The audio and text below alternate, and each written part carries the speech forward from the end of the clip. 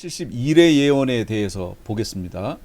이렇게 다니엘이 회개 기도를 했더니 이때 가브리엘 천사가 와서 지혜와 총명을 주러 왔습니다. 22절에 왔다라고 얘기해요. 지혜와 총명을 주기 위해서 왔다. 지혜와 총명의 내용이 바로 뭐냐? 72례 예언을 가르쳐 주는 거예요. 지금 다니엘은 우리나라가, 자기네 나라가, 이스라엘이 포로가 되어 지금 바벨론에 있는데 이게 70년이 차면 여기에서 포로 귀환을 하고 해방된다, 그리고 성전도 재건된다라는 것을 알고 기뻤지만, 그렇게 되려면 이스라엘이, 유대인들이 어떻게 해야 되느냐? 회개해야 된다는 거예요. 죄를 깨끗하게, 그래야 원래대로 회복될 거 아니에요. 그 죄 때문에 이렇게 된 거니까 죄를 회개해야 되겠다 싶어서 다니엘이 자기 민족을 향한 회개 기도를 합니다. 그랬더니 천사 가브리엘이 와서 이 다니엘에게 총명을 주러 와요. 총명이 뭐예요? 밝다는 거 아니에요. 하나님의 계획에 대해서 가르쳐 주기 위해서 왔다, 그 얘기예요. 하나님의 계획을 밝히 보여주기 위해서 왔다, 깨닫게 하기 위해서 왔다, 그 얘기죠. 그래서 그 내용이 뭐냐? 그게 72례 예언이다. 다니엘은 70년 포로 생활 끝나는 걸 두고 지금 기도했는데 하나님의 계획은 거기서 끝나는 게 아니었다는 거예요. 72례 예언이 지금 기다리고 있다는 거죠. 그리고 이 70년 포로 생활을 통해서 깨닫게 하시는 그 성전의 있고 없고라고 하는 그 관점이 바로 확대되어, 병행법적으로 확대되어 72례 예언과 연결이 되는 거예요. 지금 이방인의 때에는 성전이 없어요. 여기 이거 지금 다니엘서는 이 70일의 예언하고 70년 포로 생활은 유대인들을 향한 얘기입니다. 유대인들을, 이방인을 향한 얘기 아니에요. 그러니까 이들에게 있어서 성전이라고 하는 건 대단히 중요한 요소지요. 그리고 다니엘서는 유대인들을 향한 종말계시라고 그랬잖아요. 유대인들의 입장에서 봤을 때의 종말에 일어나는 관점들을 얘기하는 거예요. 그러니까 이걸 보시면서 이렇게 얘기하시면 안 돼요. 아니, 우리는 예수 그리스도를 영접함으로 우리 몸이 성전인데, 이렇게 이해하시면 안 된다는 거예요.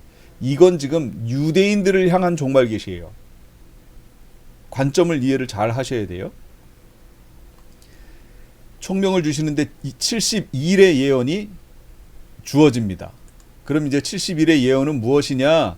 71의 예언은 성경 전체를 보는 눈을 제공하는 거예요. 다니엘에게 단순히 그 민족에 대한 이 얘기로 끝나는 게 아니라 전체 인류, 하나님의 피조 세계 전체에 대한 역사에 관련된 눈을 제공해 주시는 거예요. 이것은 다니엘에게 주셨지만 그것은 바로 이스라엘 민족에게 주신 거고, 그러니까 이스라엘 민족은 그걸 깨달았어야 되고, 그리고 그것을 이방 나라에 전했어야 된다는 얘기예요. 왜냐하면 이스라엘이 장자의 나라이기 때문에 그래요. 장자를 통하여 먼저 그 일을 하시고, 그리고 그 다음에 그 다음 나라들에게 그것을 시행하시잖아요. 장자에게 좋은 옷을 입히고 그 다음에 동생들에게 형이 입었던 옷을 물려주지요. 제가 새로운 교복을, 전 교복 세대였어요. 새로운 교복을 입어봤겠어요? 안 입어봤겠어요? 저는 중학교 때까지, 여기 여러분 잘 아시는 그 검은색 옷, 여기 호크 채우는 거 아시죠? 여기 계신 분들은 거의 다 아실 거예요. 호크 채우는 옷, 여기에 학년하고 저기 학교 이름 있고 모자 이렇게 딱 써, 이게 딱 이거 있는 거 모자 딱 쓰고 그리고 다녔어요. 1학년에 들어갔는데요. 친구들은 다 왜 그 교복 살 때 뭐 이 손 이렇게 긴 거 사주잖아요. 어차피 얘가 그때 막 부쩍부쩍 크니까 교복을 1년에 한 번씩 주지 않잖아요. 큰 걸 1학년 때 사줘가지고 점점 그래서 3학년 때 되면은 얘가 짧아지잖아요. 1학년 때는 이랬다가 점점 해서 3학년 졸업할 때 되면 이렇게 짧아지죠. 한 벌로 그냥 가잖아요, 끝까지. 그런데 여기 지금 정대철 목사님 같은 경우는 아주 멋쟁이라 바지도요, 그냥 쫙 이게 아니고 나팔바지 비슷하게 이렇게 탁 해가지고, 그때는 나팔바지 유행했어요. 또 끝에 부분이 이렇게 약간 넓은 거 있죠. 그걸 입고 다녔다고요. 그런데 제가 1학년이 됐는데 제가 그걸 입었잖아요. 물려받아가지고. 1학년이 뭐 3학년이 입는 핏을 딱 갖추고 입고 다녔어요. 이 허리도 약간 이렇게 파진 것 같은 비슷한 그런 거. 그리고 교련복도 입는데 그것도 또 정대철 목사님이 입었던 옷 물려받았으니 교련복이 새 거 같지 않고 완전히 이거 나팔로 해서 딱 잡아놓은 거 그것도 입고 다녔고요. 이 장남은요 먼저 입어요. 그리고 차남은 물려받아요. 이 인류 역사의 장남이 누구예요? 장자의 나라가 이스라엘이에요. 이스라엘에게 먼저 행하신 거예요. 병행법이에요. 그리고 그와 같은 일이 반복되어 전 세계에 그 다음부터 이루어진다는 걸 보여주시는 거예요. 그래서 본복이에요. 여러분 고린도전서 10장 그 다음에 히브리서 3장 지난 주일날 제가 설교했던 내용인데 거기도 보시면 본복이 나오잖아요. 본보기로 이스라엘을 세웠다라는 거 나오잖아요. 인류의 장자기 때문에 그런 거예요. 장자. 먼저 보여주신 거예요. 그걸 바로 병행법이라고 얘기하는 겁니다. 그러니까 구약을 읽으면서 이건 남 얘기하시면 안 돼요. 장자에게 보여주신 그 일이 곧 우리에게도 적용되는 일이기 때문에 그래요.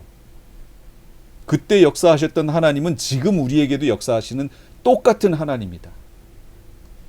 70일의 예언은 성경 전체를 보는 눈을 제공하는 예언이에요. 여기서 무천년, 후천년, 전천년 이런 관점이 나오게 되는데 이 70일에를 어떤 관점으로 볼 것이냐에 따라서 성경 해석을 어떤 방향으로 할 것이냐가 결정됩니다. 다니엘서와 요한계시록의 관계를 알고 해석하셔야 돼요. 그래서 다니엘서와 요한계시록의 내용을 동일 선상, 동일 시대, 동일 대상에다가 놓고 해석하면 삑 안 됩니다. 제가 계속 얘기했잖아요. 다니엘서는 유대인들을 위한 종말 계시, 이방 교회에 관한 내용들이 아니에요. 요한계시록은 이방 교회를 중심으로 한 종말 계시. 그러니까 이게 종합적으로 포함하고 둘 다 포함하고 있어요.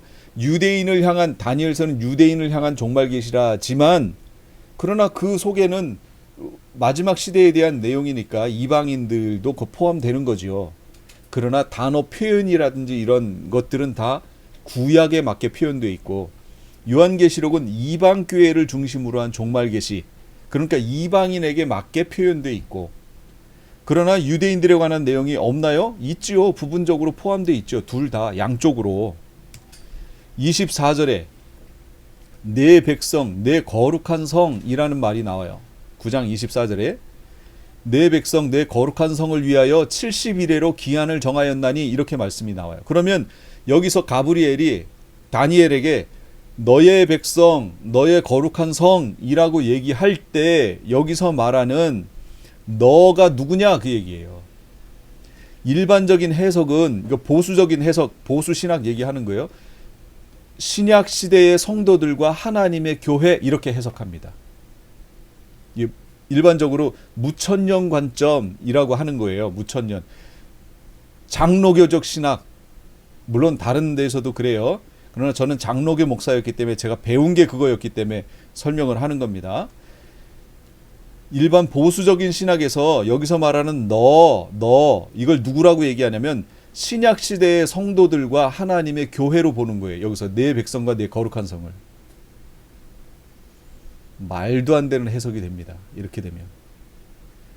종말론적 입장의 해석은 어떻게 돼요? 유대인들과 예루살렘 성으로 보는 거예요. 지금 제가 여기서 말씀드리는 거는 바로 2번의 입장을 얘기하는 거예요. 2번입니다.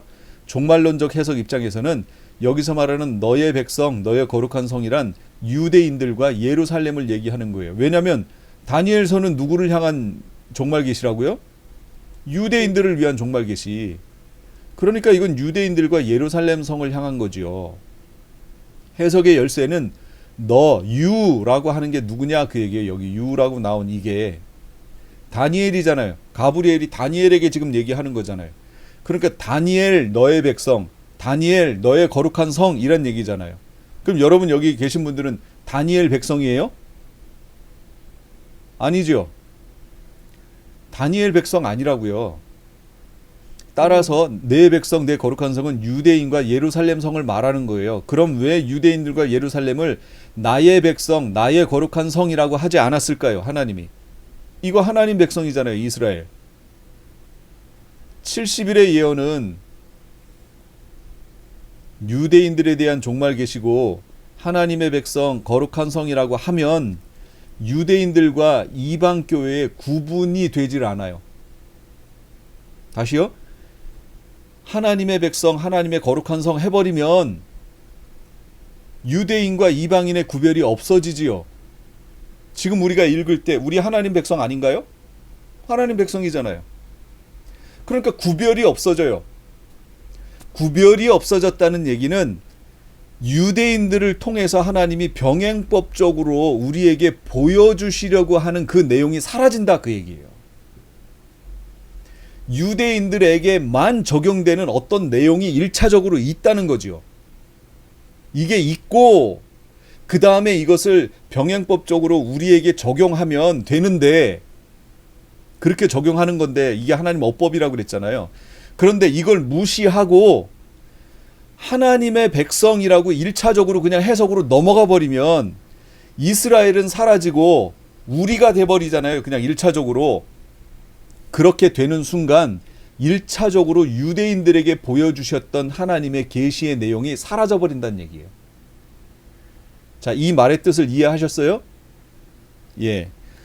그렇게 되면 안 되니까 하나님께서 이걸 구별하기 위해서 너의 백성이라고 얘기하신 거예요. 두 번째, 그리고 실제 이 기간에는 예루살렘과 성전에서 하나님이 어떻게 하셨어요? 떠나신 상태였어요. 떠나셨어요. 그렇기 때문에 너의 백성이라고 얘기하시는 거예요. 실제로 떠나셨기 때문에. 하나님께서 임재해 계시는 거룩한 성전이 파괴되면 더 이상 하나님 백성 아니에요. 이게 1차적 뜻이에요. 그럼 병행법적으로요. 우리에게 적용할 때 어떻게 돼요?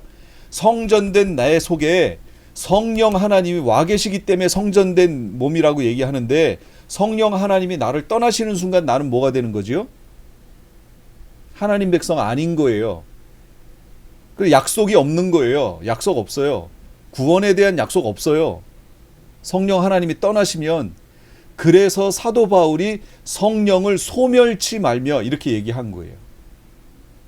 마태복음 25장의 열처녀 비유에서 우리 등불이 꺼져가니 할 때에 그 꺼져가니라고 수벤누미라고 하는 그 내용은요, 바울이 얘기했던 성령을 소멸치 말며 하는 그 소멸이라는 단어하고 똑같은 단어예요. 똑같은 단어. 그러니까 열처녀 비유에서 미련한 5처녀는 지금 그 등불이 성령이 꺼져가는 거예요. 꺼져가는 상태.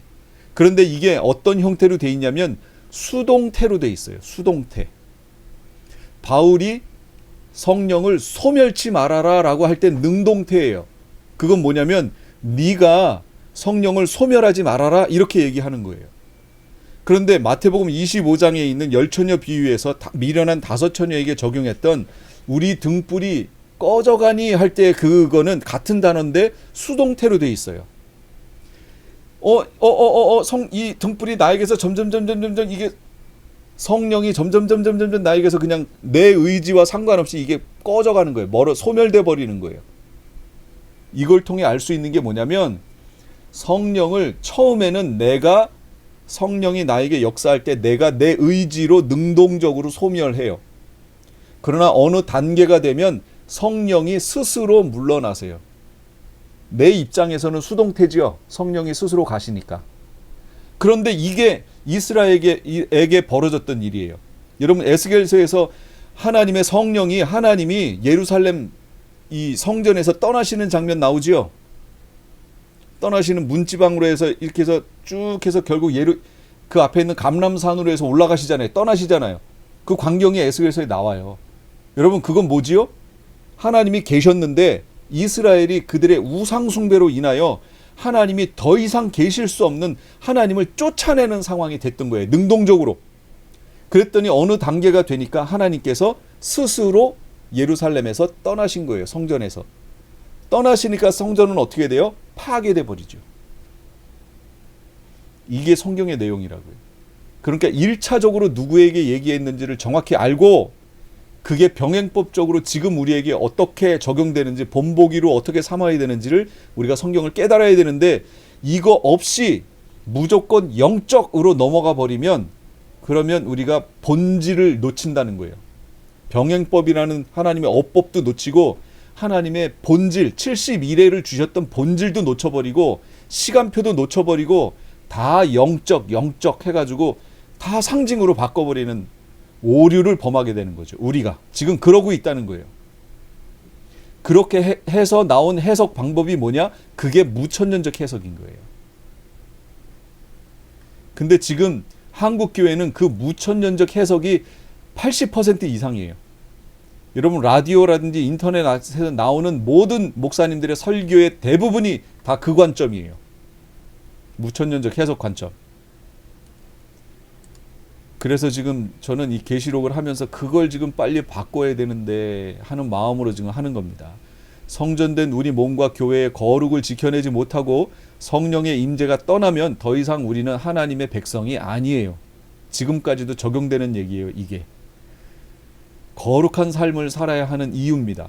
바로 아까 다니엘이 하나님을 불렀던 이름, 약속을 지키는 자에게 언약을 지키시는 하나님, 계명을 지키는 자에게 언약을 지키시는 하나님, 그게 그대로 적용됩니다. 우리에게 지금도 적용되는 얘기예요. 믿음으로 구원 얻는 거지 하고 삶을 엉망으로 살았다가는 그 사람 구원 잃습니다. 그래서 제가 얘기하는 겁니다. 이게 심각한 내용이에요. 사대교회 사자에게 편지하라. 내가 살았다 하는 이름은 가졌으나 실상은 죽었어요. 여러분 보세요. 4대 교회에게 얘기했잖아요. 교회. 살았다 하는 이름은 가졌는데 죽었다라고 얘기하잖아요. 죽은 교회가 어떻게 구원을 얻어요? 못 얻어요. 그러니까 입에서 뱉어버린다는 얘기 나오는 거예요. 너희는 믿음 안에 있는가 너희 자신을 시험하고, 시험하란 얘기는 동사, 명령형, 현재형이에요. 현재형이면 어떻게 하라고 그랬어요? 계속해서. 내가 믿음 안에 있는지를 계속해서 체크하란 얘기예요. 너희 자신을 확증하라. 이것도 명령형 현재예요. 계속해서예요. 저 예수 그리스도를 믿는 순간 하늘의 구름이 어떻게 바뀌고 뭐가 어떻게 돼가지고 제가 구원 얻었음을 신비한 체험을 해서 저는 확신했습니다. 하고 여기서 끝나면 안 된다고요. 그건 과거형이잖아요. 현재형은 뭐냐면 계속해서 오늘도 확인하라는 얘기예요. 내가 하나님 백성됨을 오늘도 확인하라. 그럼 오늘 어떻게 확인해요? 내가 죄 가운데 거하고 있는지 아닌지 보란 얘기예요. 내가 죄를 좋아하고 죄 가운데 있는 거를 즐기면 그 사람은 하나님 은혜 가운데 있는 거 아니잖아요. 자신을 보고 빨리 회개하고 돌이키란 얘기예요. 내가 은혜 안에 있는지. 자, 70일의 예언에서 중요한 거, 왜 하루를 1년으로 계산하는가? 2300주야는 1년으로 계산 안 했잖아요. 근데 여기서는 왜 하루를 1년으로 70일에가 1일에는 7일을 얘기하는 거 아니에요? 한 일에는 일주일 얘기하는 거예요. 그러니까 70일에니까 77이 49에서 490일을 얘기하는 거예요. 490일. 그러면 거기에다가 하루를 1년으로 넣으면 490년이 되잖아요. 그런데 아까 이전에 지난주에 우리 2300주야는 주야니까 낮과 밤이니까 2300 낮과 밤을 얘기하니까 2300일을 얘기하는 거잖아요. 결국은. 근데 이거는 왜 2300년이라고 안 하고 여기 71에는 490년이라고 하루를 1년으로 계산하냐 그 얘기예요. 왜 일관성이 없냐 그 얘기를 지금 말하는 거죠. 그건 일관성 문제가 아니고요. 성경 말씀의 증언을 보면 내게 40일을 정했는데 1일이 1년이다. 너희가 그 땅을 탐지한 날수 40일을 하루를 1년으로 환산하여 그 40년간을 해서 쭉 성경에 나왔지요. 그러니까 하나님이 적용하실 때 하루를 1년으로 환산하여 적용하시는 하나님의 어법이 있어요. 그러나 모든 하루를 1년으로 적용해서 말씀하시는 것은 아니에요.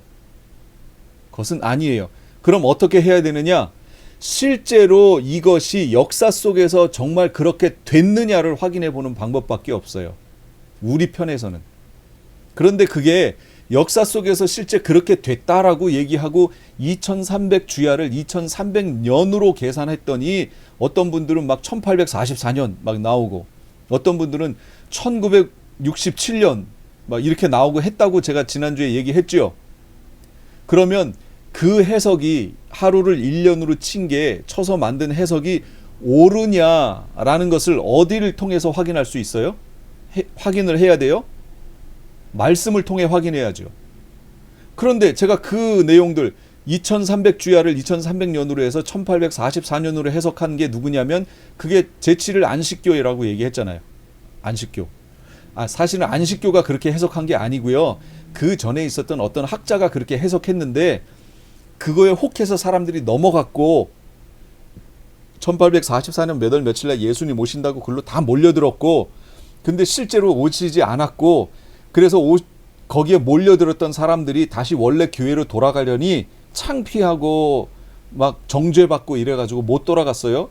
그러다가 그 중에 어떤 여성이 성경 공부를 하게 됐고 하나님의 계시를 받고 어떻게 해서 1844년에 하나님이 하늘 지성소로 예수님이 들어가신 거구나 라고 하는 이런 얘기를 성경 공부를 하게 됐고 그 모임으로 모인 사람들이 바로 제7일 안식교예요. 또 다른 부류로 모인 사람들이 그게 여호와 증인이고 그런데 1844년에 하늘 지성소로 예수님이 들어가셨다는 내용을 성경을 통해서 여러분 확증하실 수 있어요? 대체 성경 어디에 그런 내용이 있어요? 아니 그분이 어떤 천사의 계시를 통하여 그걸 들을 수 있어요? 얼마든지 들을 수 있어요? 그러나 성경은 그런 식으로 복음의 진리를 우리에게 얘기하시지 않아요. 복음의 내용은요. 여러 가지 방법을 통하여 다양한 방법으로 확증을 해 주십니다. 그 중에 가장 중요한 확증은 뭐냐면 말씀을 통하여 확증하는 거예요. 그런데 1844년에 예수님이 낙원에 계셨다가 그 앞에 있는 성소에 계셨다가 1844년에 정확하게 하늘 지성소로 들어갔다라고 하는 내용이 성경에 어디 있냐 그 얘기예요. 확증받을 수 있나요? 없어요. 성경에서 확증을 받지 못하면 그건 잘못된 해석이에요. 아무리 그럴듯해 보여도 그건 잘못된 거예요. 그 다음에 1967년에 6.1 전쟁을 통해서 예루살렘 탈환했을 때 그때가 바로 2300년 끝나는 지점이다 라고 해석한다고 그랬죠. 그런 사람들이 있다고 그랬죠. 성경을 통해 확인 받을 수 있나요 그거? 그 2300주야가 끝나는 날 성전이 깨끗하게 된다고 그랬잖아요. 그런데 예루살렘 점령했는데 성전이 깨끗하게 됐나요? 정결케 됐나요? 아니 지금까지도 성전이 없는데요 거기에는? 그러니까 이게 말씀으로 확증을 못 받는다는 얘기예요. 그래서 2300주야는 2300년이 아니다라는 거예요. 제가 얘기하는 건. 그리고 2301로 그대로 계산해야 된다. 그러고 성경을 봤더니 그 기간이 안티오쿠스 에피파네스가 예루살렘을 점령한 기간 그리고 그때에 마카비 혁명이 일어나서 BC 164년 12월 15일 날 예루살렘을 탈환하고 예루살렘 성전을 다시 회복하여 거기에서 감람유로 초에 불을 켜고 다시 예루살렘 성전을 정결케 했던 때 그때더란 얘기죠. 성경의 내용하고 역사하고 일치하잖아요. 그래서 하누카 수전절이라는 게 그때 생겼다고 그랬잖아요. 성경에도. 바로 그거 성경 속에서 그걸 확인받을 수 있으면 하루를 1년으로 할 수 있어요. 그런데 2300년은 확인받지 못해요. 그런데 여기 70일의 예언은요. 어떻게 됐을까요? 성경 속에서 실제 역사 속에서 확인을 받아요. BC 445년 느헤미야의 청원을 받아들인 아닥사스다 왕에 의해서 내려진 칙령. 제가 아까 그래서 외우시라고 그랬죠. 페르시아 왕 계보에 보면 고레스가 있고 캄비세스 2세가 있고 다리오 왕이 있고 다리오 왕 다음이 누구죠? 또 왕 하나 있고 그 다음에 아닥사스다 왕이 있고 그 아닥사스다 왕 때 2차하고 3차 포로기한이 있다고 그랬잖아요. 2차 포로기한은 에스라를 통해서 말씀 회복운동 3차 포로귀환 때는 느헤미야를 통해서 바로 예루살렘 성을 중건하는 역사가 있었다고 아까 제가 이거 기억해 놓으시라고 말씀드린 거 있죠? 바로 그거 말하는 거예요. 아닥사스다 왕 20년째 3차 포로 귀환령 예루살렘 성을 중건하라라는 거. 이때부터 계산하여 70일에서 설명하고 있는 내용들을 추적해 봤더니 그건 490일 안에 이루어질 수 있는 일이 아니에요. 왜 아니냐? 70일에는 보세요. 성전 두 가지 이유로 정확한 연수를 계산할 수 없어요. 성경의 1년은 360일, 따라서 490년이라면 약 7년 정도의 오차가 생겨요. 또 예수님의 정확한 탄생 연도도 몰라요. 지금 4년 잡고 있죠? BC. 근데 BC 4년도 아니에요. BC 6년이에요. 그러니까 이거 뭔가 틀어졌잖아요. 그러니까 정확한 연도는 계산할 수 없지만 그러나 이 자체가 70일에가 하루로 계산하여 490일로 해결될 수 있는 문제가 아니다라는 것은 알아요. 490년에 이루어진 일이라는 것은 알게 돼요. 자, 그 내용이 뭔가 한번 더 자세하게 볼게요. 예루살렘을 중건하라라는 영이 날 때부터 기름 부음을 받은 자, 곧 왕이 일어나기까지 7이레와 62이레가 지날 것이요. 그 곤란한 동안에 성이 중건되어 광장과 거리가 세워질 것이며 62이레 후에 기름 부음 받은 자가 끊어져 없어질 것이며 할 때에 여기 기름 부음 받은 자가 뭐예요? 원어가 마시아흐. 62일의 후에 마시아흐가 끊어질 것이며 마시아흐 우리가 잘 아는 용어로 뭐라고요? 메시아. 62일의 후에 메시아가 끊어질 것이며 이 얘기예요. 그런데 지금 우리 성경은 그 마시아흐라는 히브리어를 뜻을 해석해서 번역을 해놨어요. 기름 부음 받은 자 이렇게 해석해 놓은 거예요.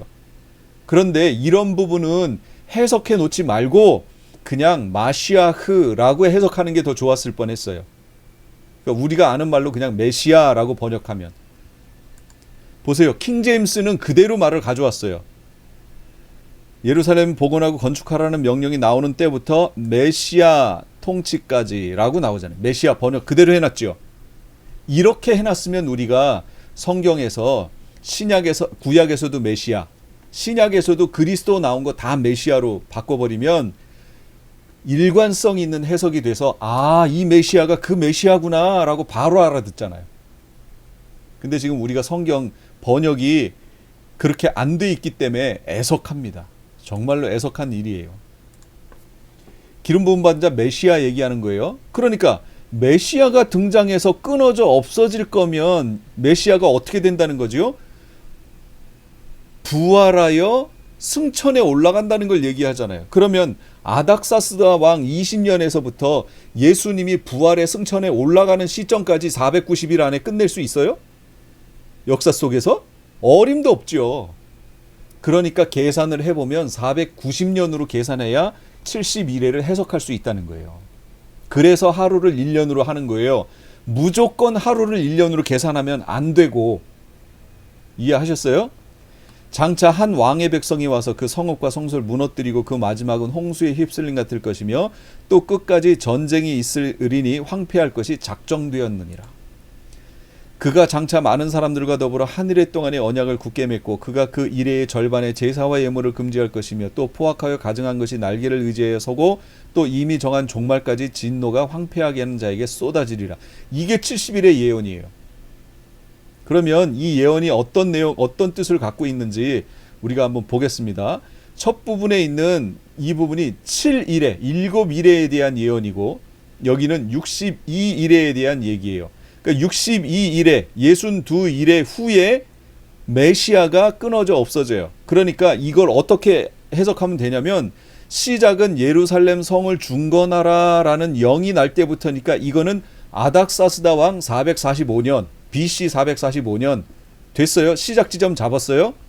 그 다음에 62일에가 끝나는 지점이 뭐냐면 메시아가 끊어져 없어지는 지점이에요. 그럼 메시아가 언제 끊어져요?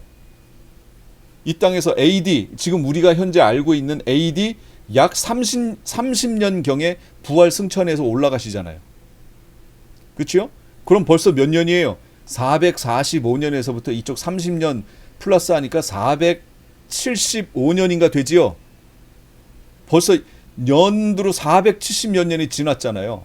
62일에, 그러니까 7일에하고 62일에 합하면 69일에가 되잖아요. 69일에가 400 몇 년이 지난 거 아니에요. 정확한 연도를 계산할 수 없다고 제가 얘기했어요. 그 앞부분에. 왜냐하면 360일, 365일 해서 5일씩 차이 나니까 연도 차이 나죠. 두 번째, 예수님이 진짜 오신 해하고 돌아가신 해하고 정확히 모른다고 그랬잖아요. 그러니까 정확한 숫자를 알 수는 없어요. 그러나 대충 69일에까지가 400년이 넘는 기간이라는 거예요. 이걸 통해 봤을 때 71회라고 하는 예언은 하루를 1년으로 쳐서 계산했구나. 이게 하나님의 어법이구나 라는 걸 알 수 있다는 거지요. 자, 그 다음이 뭐냐? 장차라는 기간이 흘러간다는 거예요. 장차 한 왕의 백성이 와서 그 성읍과 성소를 무너뜨려요. 다시. 여긴 재건되는데 여긴 다시 무너뜨려요. 그의 마지막은 홍수에 휩쓸림 같을 것이고 또 끝까지 전쟁이 있으니 황폐할 것이 작정되었느니라. 그러면 언제 무너졌어요? AD 70년 티투스 장군이 와가지고 무너뜨렸잖아요. 이제 그 후부터 어떻게 돼요? 끝까지, 끝날이 올 때까지 전쟁이 있을 거예요. 그러니까 예루살렘의 전쟁이 끊어지지 않아요. 그러니 여러분, 예루살렘에 평화를 주세요라고 기도하면 이거하고 반대되는 거 아니에요. 예언해 놓으신 거하고 반대되는 내용이잖아요. 그러니까 예루살렘의 평화를 위하여 기도하라는 얘기는 제가 뭐라고 해석했어요? 메시아 왕국이 속히 도래하게 되기를 원합니다 라는 그 내용이라고 그랬잖아요. 그러니까 내가 기도하는 내용이 뭔지를 알고 기도해야 된다고요. 예루살렘의 평화가 언제 오느냐? 그 메시아 왕국 때 오거든요. 그 전까지는 전쟁이 있고 황폐할 것이 작정됐어요. 그 다음에 마지막 한일이에요. 이게 우리에게 중요한 거예요. 그가 장차 많은 사람들과 더불어 한일의 동안의 언약을 굳게 맺고, 이게 지금 원근법이지요. 여기 다 간격이 벌어져 있죠. 2000년이라는 간격이 벌어져 있어요. 원근법으로 기록됐어요. 한일에는 71회 중에 69는 이미 다 이루어진 거고요. 마지막 한일에는 쭉 떨어져 있어요. 원근법이에요. 이게 하나님 어법이라고 그랬죠.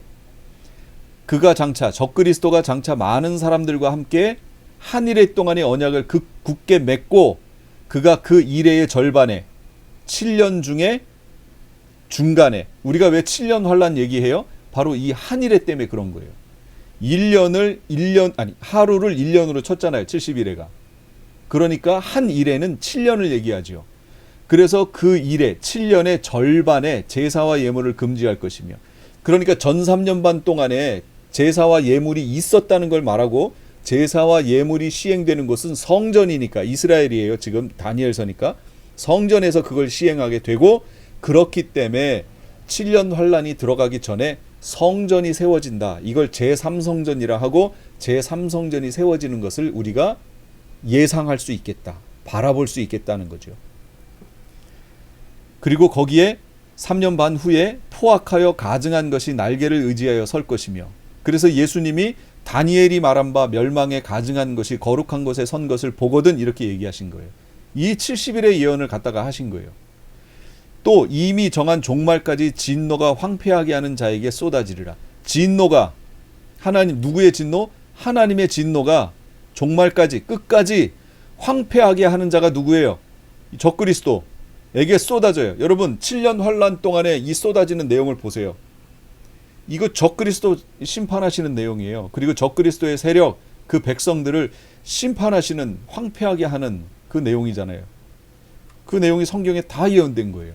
이게 70일의 예언이라고요. 예루살렘 성을 중건하라. 그래서 제가 아까 기억하시라고 그랬죠. 느헤미야를 통해서 올 때는 성벽을 재건하는 거. 성벽 재건이 뭐예요? 성을 중건하라는 내용이에요. 성을 만드는 거. 성 중건 명령. 그래서 영이 날 때부터, 그 명령이 나올 때부터 시작하여 70일에는 그때부터예요. 성이 중건되어 광장과 거리가 세워질 것이며, 62는 그 후부터 기름 부음 받은 자 메시아가 일어나 끊어져 없어질 것이며, 그러니까 예수님이 승천하는 데까지 그리고 그때부터 이방인의 때가 시작돼요. 이방인의 충만한 수가 차기까지예요. 지금 우리가 살고 있는 이 시대예요. 이게 이방인의 충만한 시대가 차기까지예요. 이걸 로마서 11장에서 예언하고 있는 겁니다. 그러니까 말씀이 다 연결돼 있어요. 하나를 알게 되면 다 연결된다는 거예요. 놀라워요. 그걸 알고 나면. 한일에 장차 임할 통치자가, 여기서 말하는 통치자는 메시아를 말하는 게 아니에요. 적그리스도 얘기하는 겁니다. 적그리스도가 한일에 동안 언약을 확정하고 등장해요. 그러니까 우리가 지금 봐야 될 내용이, 그림자가 뭐냐면 성전이 만들어지느냐, 요거 봐야 되고요. 두 번째, 어떤 한 인물이 등장하여 그 7년이라고 하는 동안에 어떤 평화 언약을 맺고 등장하는 인물이 있느냐, 요거 보셔야 된다는 거예요. 이게 마지막 7년 환란이 들어가는 시점의 시간표 얘기해 주는 거예요. 그게 정확히 7년이 언제부터냐? 여러분, 지금 성전 있어요, 없어요? 예루살렘에 없어요. 그 7년 환란 아니에요. 지금 팬데믹이 몇 개가 와도 7년 환란 아직 안 들어갔어요. 또 하나 확인할 거, 짐승이 나타나서 한일의 동안에 평화 언약 안 맺었잖아요. 지금 평화 언약 비스무리하게 맺은 거 하나 있어요. 지난번에 트럼프가 팔레스타인하고 평화 언약 맺은 거 하나 있잖아요. 근데 그것은 이 평화 언약이 아니에요. 왜냐면 지금 환란 안 들어갔잖아요. 그러니까 아니라는 걸 알 수 있어요. 어떤 인물이 등장해서요, 그 언약을 너도 좋고 나도 좋고 해가지고 성사를 시켜요. 지금은 팔레스타인 쪽에서 다 싫다고 그래요. 확정이 안 됐어요. 그러니까 이런 것들을 말씀 속에서 확인할 수 있다는 겁니다. 그래서 70일에는 7일에, 62일에, 장차, 그리고 한 일에 이렇게 기록되어 있다. 그런데 저것이 7일의 시작점을 언제로 잡아야 되느냐? 여기 있는 7일곱일에라고 하는 요 7일에 예루살렘 성을 중건하라라는 영이 날 때부터라고 여기 성경에 분명히 있지요. 그러면 저 지점을 정확히 어디로 볼 것이냐?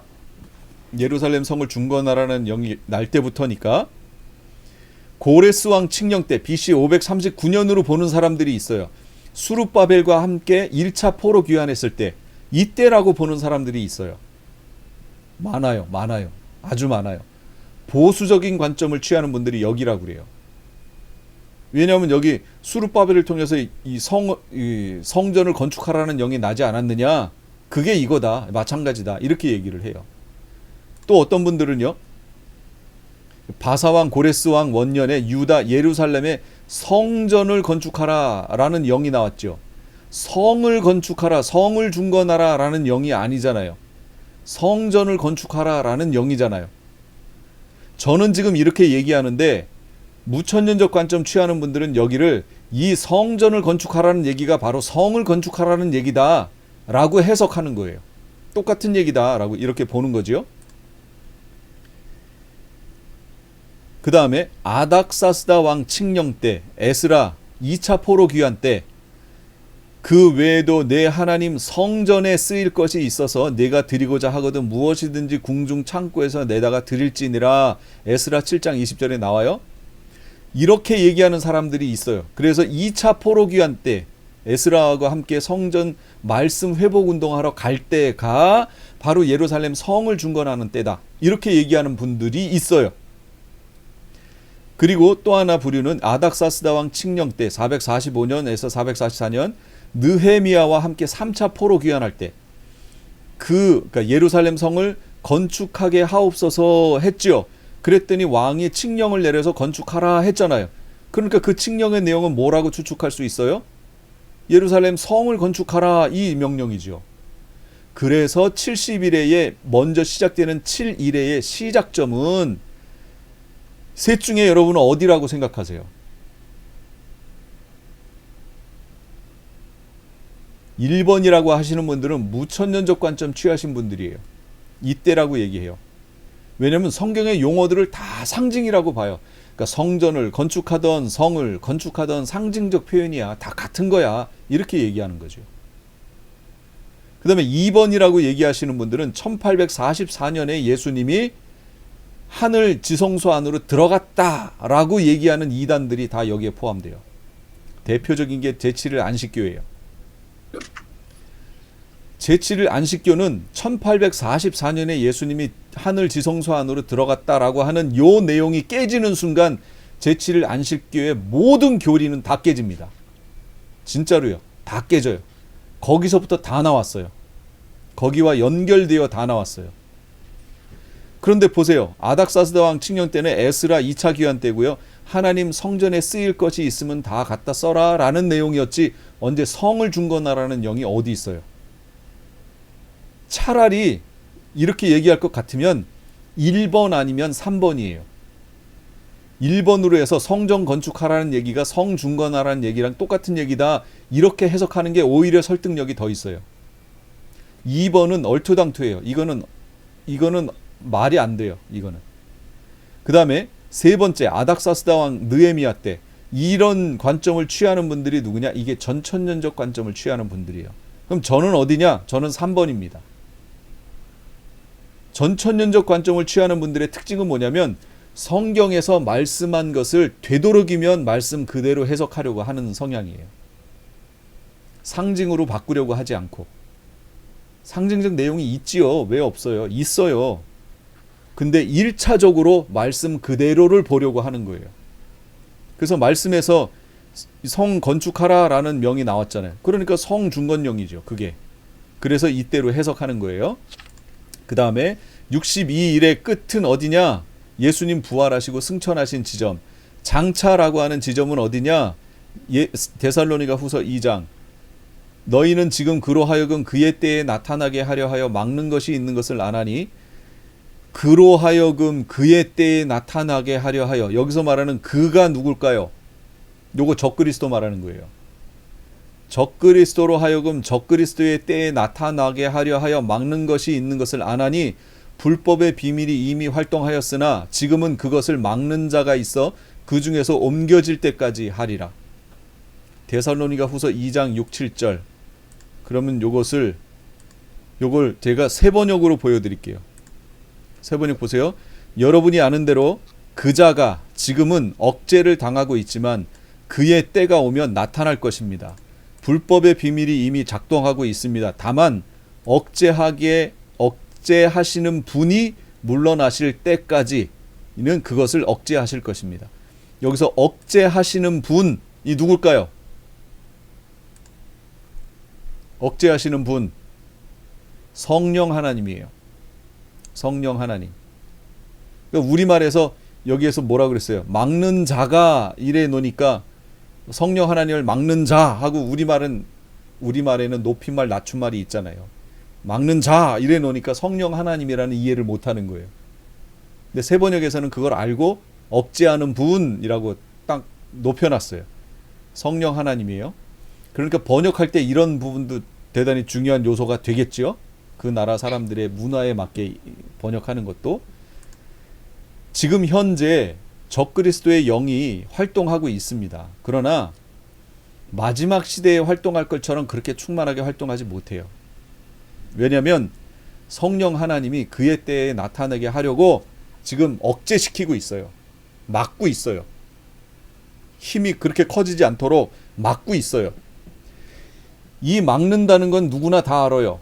그러니까 이 막는다는 것을 무천년적 관점에서 뭐라고 하냐면 마귀를 무적행에 집어넣었다라고 이해하는 거예요. 이거를. 근데 그거 아닙니다.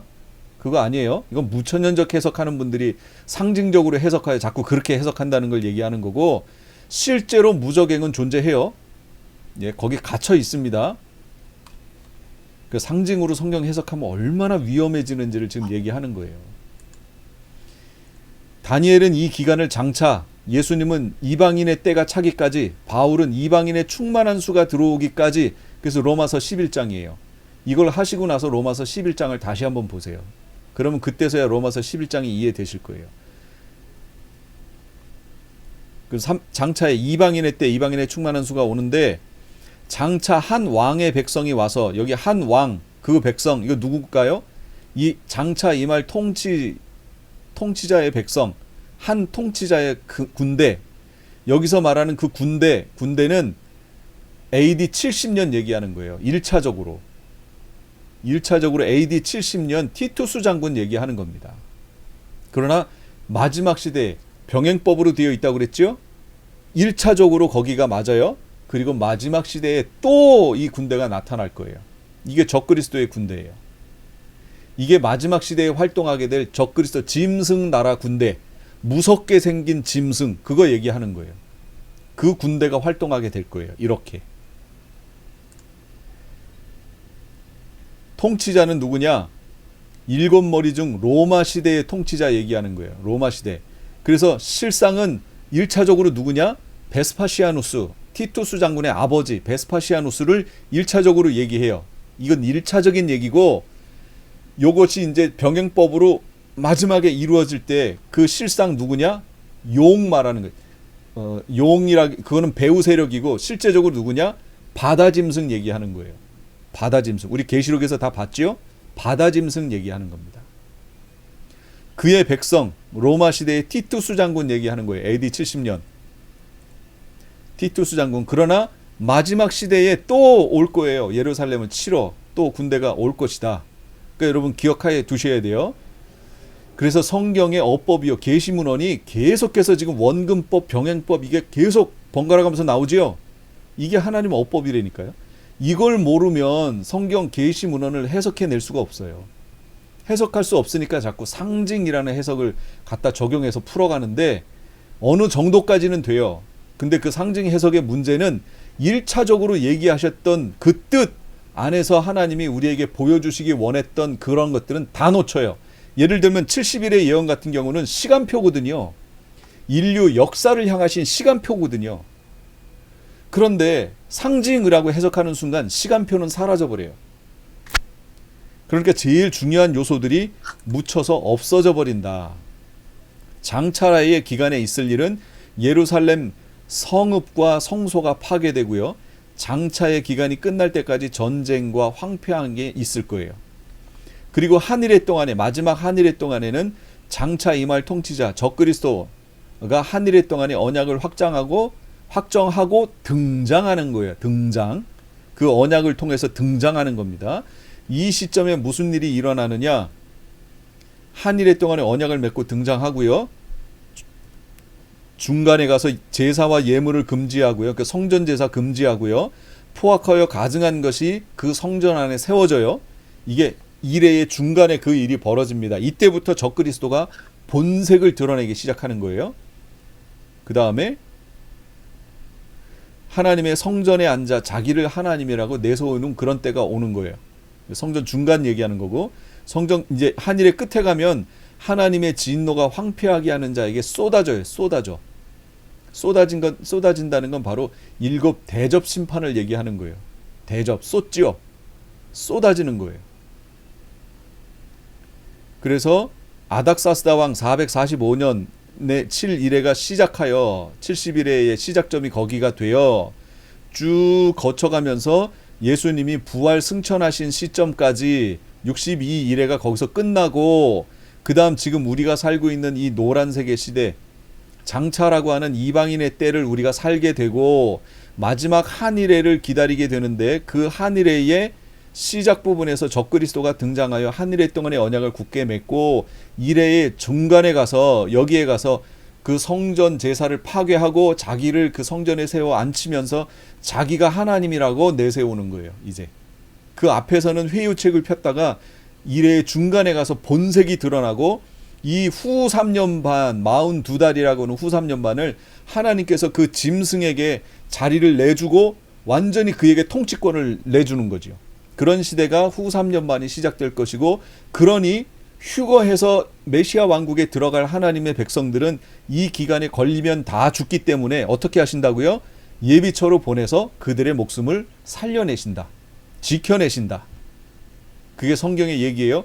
그리고 7년 환란의 끝부분에 가서, 거의 끝부분에 가서 예수님께서 재림에 내려오시고 공중재림하시고 우리를 휴거시켜 올려서 공중에서 혼인잔치하고, 밑에서는 7 대접 심판이 시행되다가 7 대접 심판 끝부분에 함께 예수님과 함께 지상재림하여 이 땅의 아마겟돈 전쟁을 평정하고, 그 다음에 45일 후에 메시아 왕국이 시작된다. 이게 성경에서 지금 보여주고 있는 내용이다. 이거 이해하셔야 돼요. 마지막 한일의 동안의 언약을 맺는 인물은 누군가? 그 사람은요, 이건 말할 것도 없이 적그리스도 얘기하는 거예요. 우리가 지금 그 적그리스도를 하나의 사인으로 지금 기다리고 있는 거예요. 그는 누구인가? 적그리스도 얘기하는 겁니다. 70일회가 끝나면 어떻게 되는가? 메시아 왕국이 시작돼요. 메시아 왕국이 시작된다는 건 바로 이게 전천년적 관점이라는 거예요. 전천년, 그러니까 1000년 전에 메시아가 재림하여 1000년이 시작된다는 걸 말하는 게 전천년이잖아요. 이 관점을 취하는 게 전천년적 관점. 그래서 아무리 저는 성경을 봐도 제가 신학 공부한 건 무천년적 관점을 공부했는데 설교를 들어왔고 교수님들의 모든 얘기는 다 무천년적 관점의 얘기였는데 제가 계시록을 공부하고 다니엘서를 공부하면서 완전히 관점이 바뀐 것이 전천년으로 바뀌었어요. 바뀌고 나서 교수님들이 얘기했던 내용이라든지 뭐 이런 것들이 그제서야 이해가 된 거예요. 뭐가 이해가 돼요? 그분들이 왜 그렇게 얘기할 수밖에 없었는지가 이해가 된 거예요.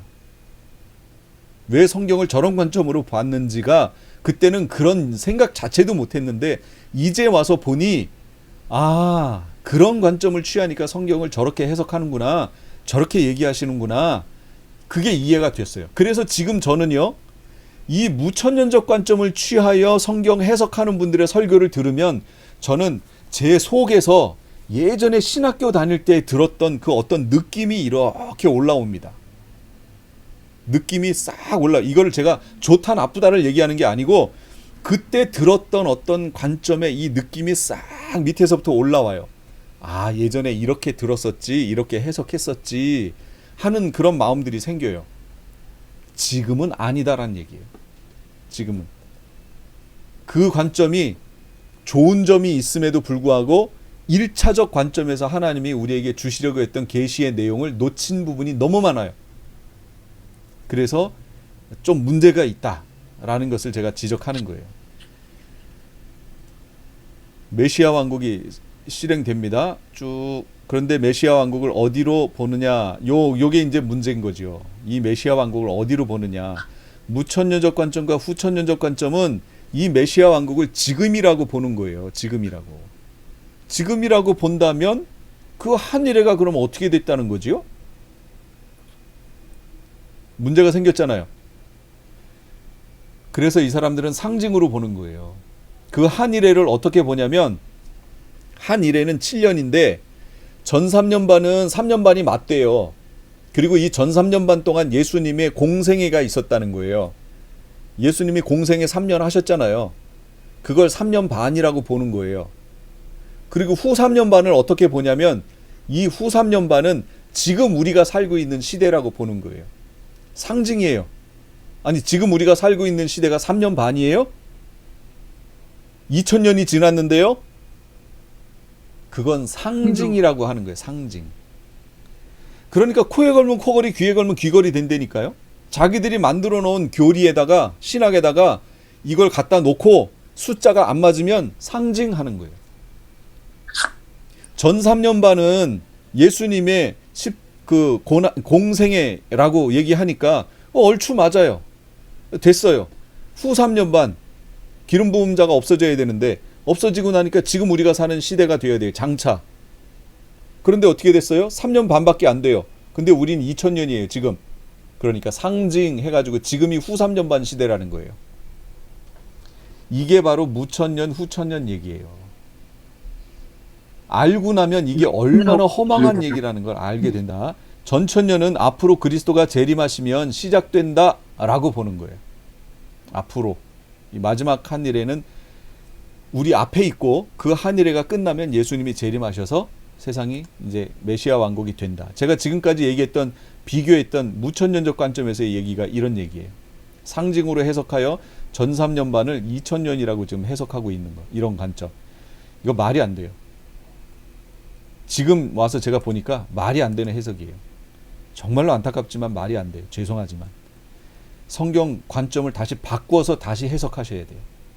다니엘서 2장 우리 다 봤고요. 7장도 우리 다 봤어요. 8장도 지난주에 우리 봤지요. 오늘 본 9장은 어디 얘기냐면 70일의 얘기인데 70일에는 어디냐면 7일에 여기 지점에서 끝나고 62일에 그래서 로마 시대 여기에서 끝나요. 그다음 장차라고 하는 지점을 우리가 살고 있는 거예요. 그리고 마지막 한일의 지점이 어디냐면 바로 7년 환란 짐승나라 지점이에요. 여기에 바로 적그리스도가 등장했잖아요. 마지막 한일의 동안에 언약을 굳게 맺고 등장하는 적그리스도 있지요. 그 적그리스도 그게 바로 7장에서는 작은 뿔로 설명된 거예요. 이게 동일 인물이에요.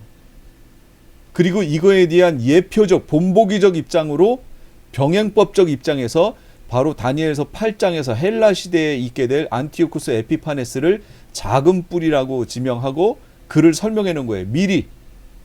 그러니까 이 작은 뿔이 하는 일이 앞으로 있게 될 한일의 동안에 이 짐승나라 시대에 있게 될 작은 뿔 곧 적그리스도가 하는 일하고 똑같은 일을 할 것이다. 마치 세례 요한이 했던 일을 14만 4천 하나님의 종들이 하는 것과 똑같은 일을 바로 이들이 할 것이다. 이걸 보여주는 게 지금 계시록의 내용이에요. 이런 계시의 연속성 때문에 다니엘이 시간 순으로 기록하지 않고 사건은 6장까지 하고 7장부터 계시의 연속성으로 쭉 기록해 놓은 거예요. 이게 하나님의 어법이라는 거예요. 하나님 말씀하시는 방법. 계시 문헌을 기록하신 방법. 이걸 빨리 깨달아 알아야 여기 이제 그런 내용들이에요. 이런 내용들을 빨리 깨달아 알아야 우리가 여기는 더 중요한 내용들이 있었는데 요거만 하고 마칠게요. 이스라엘 회복과 장차의 기간. 이스라엘 회복이 시작이라면 이방인에게는 구원의 시간이 닫히는 거예요. 자, 유대인들이에요. 구약이에요. 70일에 7일에 62일에 장차 그다음 마지막 한일에 끝나고 천년왕국이 오죠. 메시아 왕국이. 그러면 구원에 대해서 생각해 보세요. 유대인들의 구원은 구약시대 7일에 62일에 있었어요. 그 다음에 예수님의 초림이 있은 이후로 구원이 이방인에게로 넘어갑니다. 그러니까 유대인들은 이 장차라는 기간에 구원 얻는 사람의 수가 상당히 적을 거예요. 그러다가 마지막 한일회가 오면 이 70일회라는 것은 내 백성과 내 거룩한 성을 위해서 주어진 시간이라고 얘기했잖아요. 그러니까 이 마지막 한일회는 유대인들의 구원의 회복 시간이에요. 그래서 이들이 구원을 얻습니다. 이걸 우리 이방인의 입장에서 보자고요. 이방인의 입장에서 보면 7일에 62일의 동안에는 우리가 구원 얻지 못해요. 이방인들에게 복음이 전해지지 않기 때문이에요. 그러다가 예수님의 초림이 있은 후 구원이 갑자기 이방인에게로 넘어가요. 이게 이방인의 때, 이방인의 충만한 수가 차기까지라는 시대예요. 그러다가 마지막 한일회가 임하는 시점에 가서 이방인의 구원의 시간이 닫힙니다. 구원의 문이 닫혀요. 이게 그래프예요. 이 그래프를 잘 기억하시고 역사에 흘러갔던 모든 역사를 보세요. 이게 해석의 열쇠의 키예요. 여기가.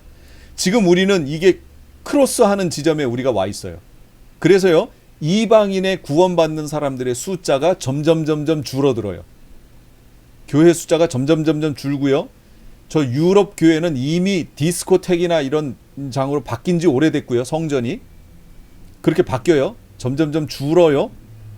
대신에 이스라엘을 보면은요. 이스라엘에는 구원받는 유대인들의 숫자가 점점 지금 늘어나고 있어요. 그들을 메시아닉주라고 얘기하는 거예요. 알리야하여 고토로 돌아가서 구원받는 사람들의 숫자가 메시아닉주들이 점점 늘고 있어요. 늘어나고 있어요. 그렇다면 우리는 어디에 살고 있느냐? 이 교차 지점에 살고 있다. 이 지점도 나중에 역사를 보는 관점에서 이걸 적용하여 어떻게 해석하는지 적용해 보도록 하겠습니다. 간단하게 보면 여러분 1500년대에 그 팬데믹이 있었어요. 1500년대에 유럽에 팬데믹이 있었어요. 종교개혁할 당시에. 이쯤 된다고 치죠. 이쯤.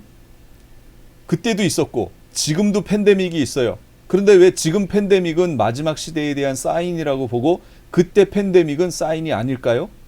뭘 보면 안다고요? 이 그래프를 보면 안다고요.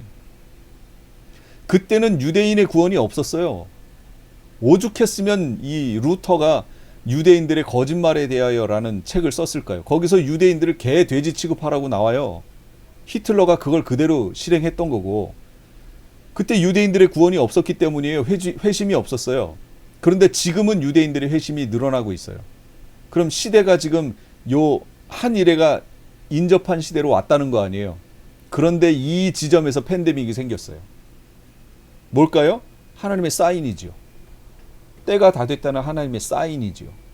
그럼 빨리 깨달아 알아야 되는 거예요. 이거 알려면 하나님의 구원계획, 구원사를 알아야 되는데 그거 알려면 71회라고 하는 하나님의 큰 시간표를 알아야 돼요.